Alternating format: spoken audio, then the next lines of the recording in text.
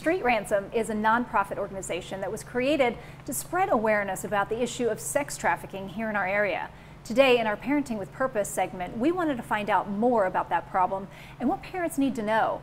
Joining me to share that information is Kathleen Chester and Rebecca Broughton from Street Ransom. Welcome to the show. Great to have you. Thank you. Great to be here. This is a topic when you were discussing it last week that just scared me to death. I'm raising 2 girls. So let's define sex trafficking or human trafficking. What is it? Yeah, so human trafficking is the forced fraud or coercion of a person through forced fraud, it's the recruiting, harboring, or transporting of a person through forced fraud or coercion for the purpose of sexual exploitation to gain favors or money.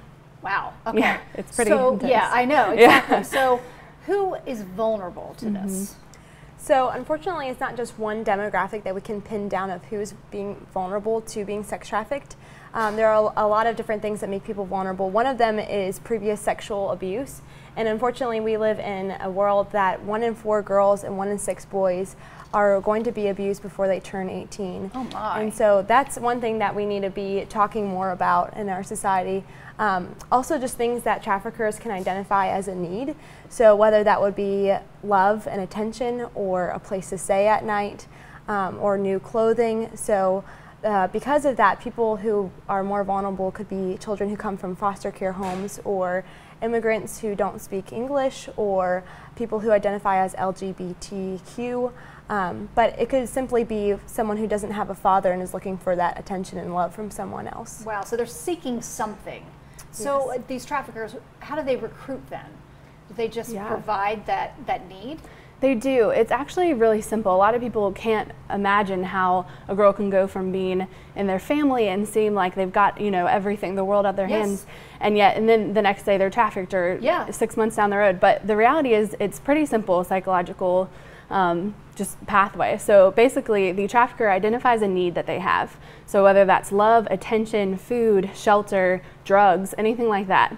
Then they meet that need. So they give them whatever that is. So whether they pretend to be their boyfriend or they give them drugs or a place to live, whatever.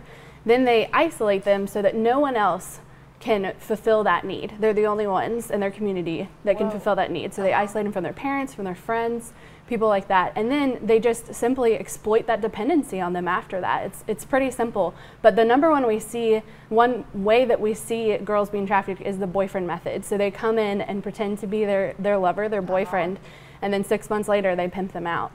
You know, it was interesting because I saw that the average age of someone being trafficked, 12 to 14 years old. Yeah. How do they enter their lives? How are they meeting these traffickers, the kids? So one easy way is just simply over the internet and social media. Really? And it's hard because everyone has their devices just in their pocket and people are getting their devices younger and younger and younger. Yeah. And it's hard for parents to keep track of what social media they're on, what their privacy settings are, who's talking to them.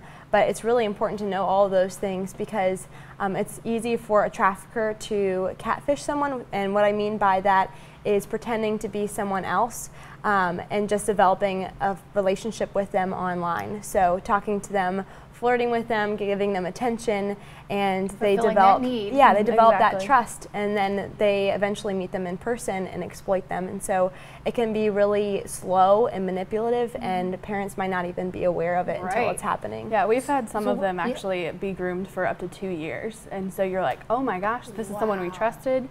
Yeah, some of them are in it for a long time. Lives for 2 years. And then others have been in it for weeks. It really just depends. Yeah. What should I be looking out for as a parent? What are some of the warning signs, or what do I do?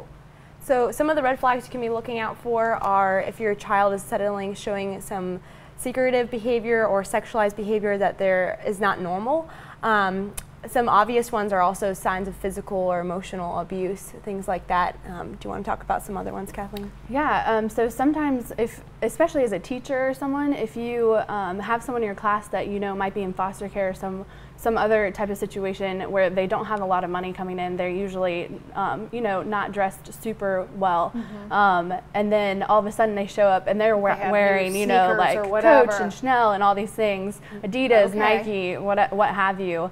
So that's a community thing that we should be looking out for. Yeah, so that's a big red flag. We need those on the front lines, not just parents, but also educators and medical personnel, and those that see them every day. They just might not realize it. Okay, well, we have some information to put up on our screen. See something, say something. It's that simple. Text Be Free, or you can call that 1-800, and of course we'll have that information on our website at daytimeblueridge.com.